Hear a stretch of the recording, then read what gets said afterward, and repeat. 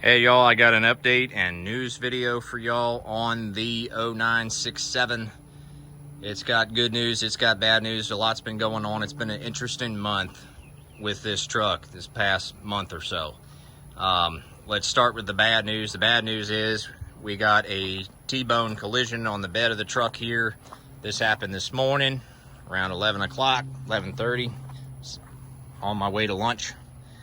And lady pulled out and collided right here, and then I was continuing past, of course, because I was just cruising. Hit the tire, scraped up the tire a good bit. You know, the tire definitely took a shot. The center cap took a shot. I don't know what this is. I guess that's from her tire. There's a crack on here somewhere. Collision continued back into this area, bent this out somehow. Scrapes. So we got dings, dents, bodywork, paint.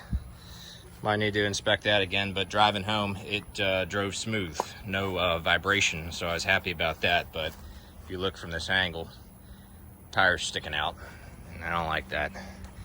So we will get this looked at, not my fault, but just another curveball thrown my way, especially less than a month after investing all that effort and money into the new clutch.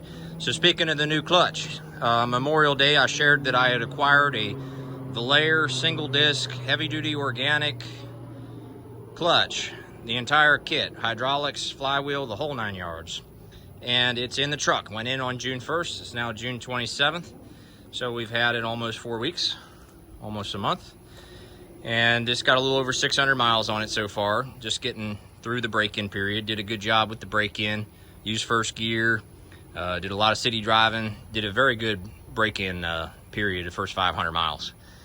And I will do another video about the performance and how noisy it is and how it shifts and how it performs, how grabby it is, how its manners are. I'll do a whole video about that once my opinion has fully evolved. I want to give it at least 1,000 miles before I comment too much, but I will talk about some of the other things. Let's look at some pictures of the old stuff that came off the truck. We've got the dual mass flywheel here, generally coming off in good condition. There's a couple of burn spots on there, but the flywheel was smooth, it was not warped, and it came off in pretty good shape. But you can see here the two pieces.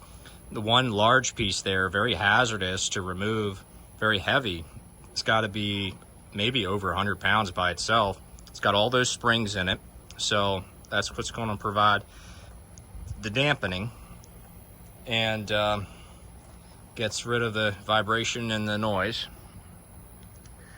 And then we have the clutch disc here, which was actually in surprisingly good shape. I thought maybe this clutch was down to its last 10 or 20,000 miles and probably had more like 35,000 miles left in it. It was going to run a little bit longer. Hydraulics wise, we did have some problems on the old hydraulics. Let me comment a little bit about that. The new hydraulics have an adjustable pin on the pedal. This one right now, we've got it. It's got a little bit of free play at the top. I might leave it like this because it's actually quite good, but it is adjustable if I wanted to take a little bit of that out. And then also, while the trans was down, noticed that the shift tower boot had been replaced with something aftermarket. Very happy to see it. It's a common thing on the G56. I was actually going to order a shift tower boot for this truck, and I would have ended up finding out that it had been replaced. Another look at the hydraulics here. So we had two problems with the old hydraulics. We had a leak at the master cylinder where the line runs down to the slave. On this one, we have a remote reservoir that's not part of the master cylinder. It's a little bit different design with two bolts going through the firewall. This is solid. You know, I'm pretty happy with how that mounted up there. And then very happy with the quality of those braided lines and things. This is a nice upgrade. And then we found another leak at the slave cylinder, which had been replaced 4 years ago.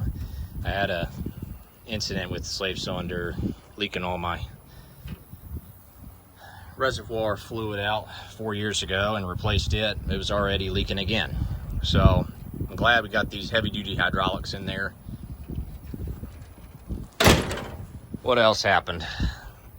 Generally very happy with that the clutch is in. Looking forward to doing more with this truck, pulling the trailer. It's not something we've done yet. We'll be doing that soon. So we're gonna have a video review of this Valair setup. I don't think there's any reviews on YouTube for this single disc organic.